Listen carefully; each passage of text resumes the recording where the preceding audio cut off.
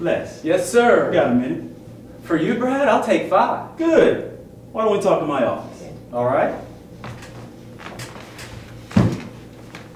Have a seat, my boy. So I'm sure you can understand the needs to cut corners around here. Great. Sure. I mean, times are tough. You gotta save some money. You gotta spend money to make money, right? Exactly. See, I was wondering if we could just... It's kind of like when the editorial director uses the company MasterCard to pay for a hooker, and then Okay, she gets good. the number. This is really great. Is your place in fourth wall in place? I want even a little bit more intimacy. Keep in mind, there's probably people on either side of him. Okay. Right, so don't just assume that nobody else can hear you. Okay. All right. So this is a little bit covert what you're doing, and then Jonathan, don't play the end of the scene. We have to keep it alive by acting as if he's giving me. You don't really know what he's getting ready to say, so you can't go on defense yet. Okay. All right. So, but that was this is wonderful. Did you rehearse this? It looks like it's been rehearsed. That's really great. I love it. Okay, let's go back to you entering the office again. It's really, really fantastic. Well, yeah, I hold you like this. This. My office? All right. It's 555 5419. Lester Burnham. All right, thank you. Yes, sir. You got a minute? For you, Brad, I'll take 5. Good. Why don't we talk in my office? All right. So I'm sure you can understand the needs to cut corners around here. Sure. I mean, times are tough. You need to save some cash. You got to spend money to make money, right? Exactly. Speaking of making it's money, kind of like when the editorial director takes the company MasterCard and buys a hooker, and then she uses the number to live at the St. Regis for, what was it, 3 months? that's unsubstantiated gossip. That's $50,000, Brad. That's somebody's job. Somebody is going to lose their job because Craig has to pay women to fuck it. Jesus, calm down. Nobody's getting fired yet, all right? That's why we're having everyone write a job description, mapping out in detail on how to contribute. That way management can assess who's valuable and who's able to hold it on. It's just business, Les. Great. Brad. You know, I've been with this company for 14 years now. How long have you been here? What, a month? Les, I'm one of the good guys, Les.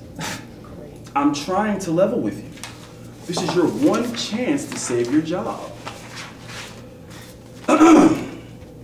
My job consists of basically masking my contempt for the assholes in charge, and at least once a day, retiring to the men's room so I can... Okay, let's start reading that again, Jonathan. What you have to do. Keep in mind, have you read that before, your character? Mm-hmm. I don't know if he has. I think it's, I'm not sure whether he has or not, but I think it might be more interesting if it's the first time he's read it. You know what I mean? Yeah. So then you read it out loud, and so all of these things are discoveries about him. So I want you to check in with him a little bit more. Like, did you write this? Are you crazy? What's wrong with you? You know, this what you know. You probably meant to read it before you brought him in here, but you didn't. Okay. You know, they're also you know, typical. All these things that you see everyone. Oh, I do this and this and this, and then you like, you know, you probably just assume it's going to be another one of those letters, and his is anything but that. Okay. Okay, so let's treat it as if it's the first time you've read it. Okay. All right? Les, I'm one of the good guys, Les. I'm trying to level with you. This is your one chance to save your job. My job consists of basically masking my contempt for the assholes in charge, and at least once a day, retiring to the men's room to jerk off while I fantasize about a life that doesn't so closely resemble hell. Okay. Well, you obviously... I think you need to check in with him as you're reading that. I mean, each line is pretty shocking. I mean, you're the boss. You think he's going to write some ass-kissing letter, and every line in it is just, it's like, what? You know, so I really want you to, after every line, to check in with him, like, did you write this? Okay. Okay? Yeah. What the hell is this? Yeah. Okay. All right. Cool. All right. Les, I'm one of the good guys, Les. I'm trying to level with you. This is your one chance to save your job. My job consists of basically masking my contempt for the assholes in charge, and at least once a day retiring to the men's room to jerk off while I fantasize about a life that doesn't so close to resemble hell? Well, you obviously have no interest in saving yourself. Oh, Brad, I've been a whore for the advertising industry for 14 years. The way I see it, the only way I can save myself right now is if I start firebombing. Whatever. Management wants you out of here by the end of the day. Whoa! Wait a minute. What kind of severance package is management willing to offer me? Considering the information I have about the editorial director using company money to pay for pussy. I mean, don't you think the IRS is going to be interested in this information since it technically constitutes fraud?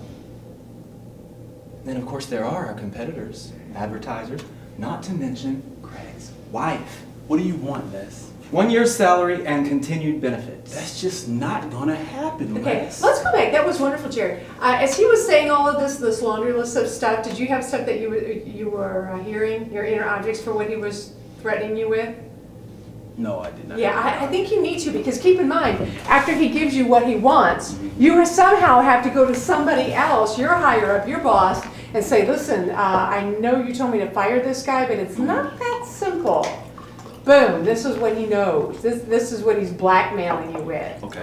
So I think you seem like a nice guy, but if someone were going to blackmail you with information, you know, what would they be saying? Don't tell us, but just, he's telling you stuff that you don't think anybody else knew. Okay. All right? And say, uh-oh. I want to get a stronger sense of you being in trouble, and you know you're in trouble.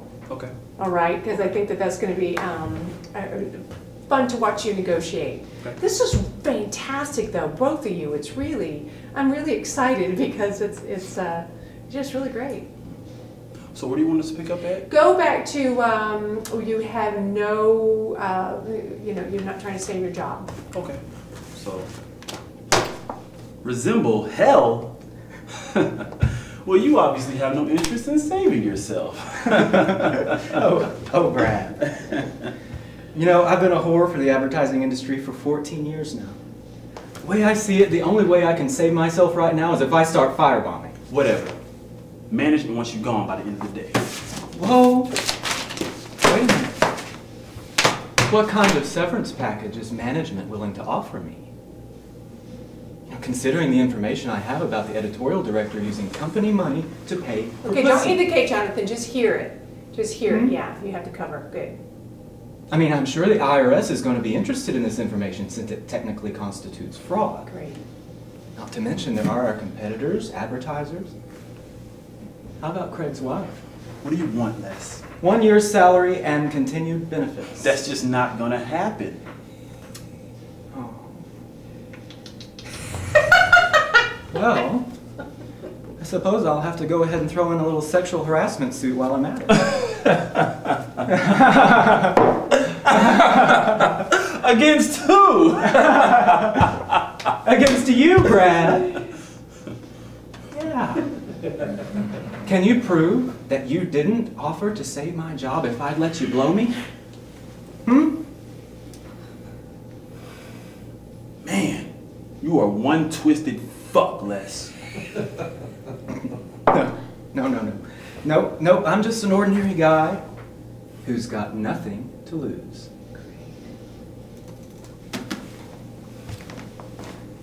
You know, Brad, after all this is over, I sure hope you and I can still be friends. Even though you didn't offer to save my job, I'll still let you blow me. Asshole. Sing.